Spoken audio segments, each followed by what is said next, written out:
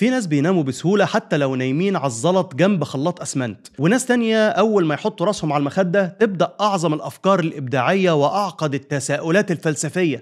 لو كل شيء نسبي، هل النسبية نفسها نسبية؟ هل القطط بتخاف من الخيار؟ إيه الفرق بين البقدونس والكزبرة؟ ليه الستات بيفتحوا بقهم وهم بيحطوا مسكرة؟ ليه بنقول تصبح على خير ما بنقولش تنام على خير؟ ليه مش بنفتكر لحظة ما بنروح في النوم؟ وأهم سؤال فيهم، إزاي تنام بالليل لما تبقى عايز تنام بالليل؟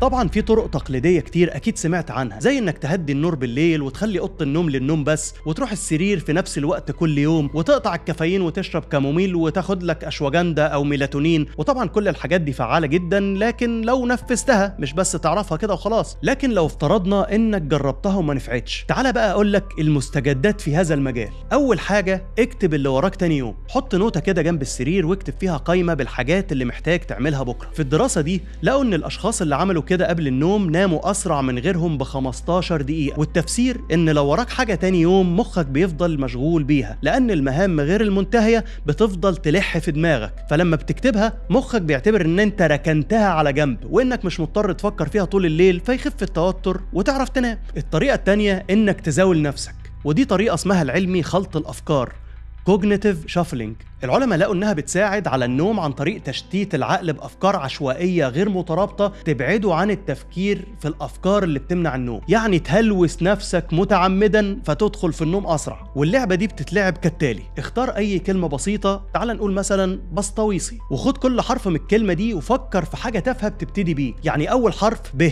اتخيل بطة بتعوم في المية.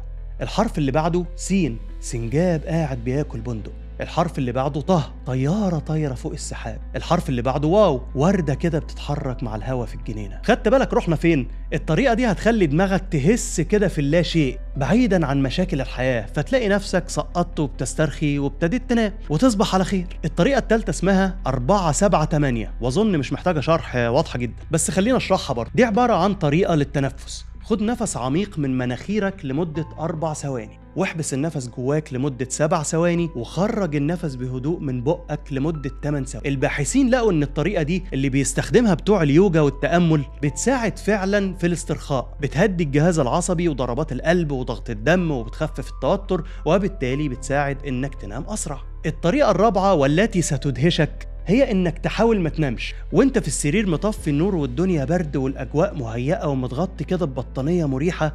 قول لنفسك انا هفضل صاحي 3 ايام ورا بعض. لو عملت كده هتلاقي نفسك بتبتدي تحس بالارهاق، وبالتدريج تلاقي جفونك بتتقل وجسمك بيبتدي يسترخي. الطريقه الغريبه دي اسمها النيه المتناقضه Paradoxical Intention، وفي دراسات بترشحها فعلا كوسيلة لعلاج الأرق. ومن تفسيرات طريقة عملها إن الناس اللي عندهم أرق مش مدركين إن النوم عملية لا إرادية، وبدل ما يسيبوا نفسهم يناموا بشكل طبيعي بيحاولوا يبذلوا مجهود أكبر عشان يناموا، والمجهود ده بيسبب توتر وقلق فيخليهم صحيين. يعني الرغبة في النوم بتخلي الواحد يركز في النوم اللي هو مش محتاج تركيز أساسا، وبالتالي ما يعرفش ينام. فالطريقة دي بتكسر الدايرة فالنوم يجي بشكل طبيعي. طبعا كل الأساليب دي مش بتنفع لكل الناس، فجرب الحاجات دي وقول لنا ايه اللي جاب معاك نتيجة النهاردة. لكن قبل ما تنام ما تنساش اللايك والشير والتفاعل لو عايز المحتوى ده يستمر. اشوفكم على خير وفوتكم بعافية.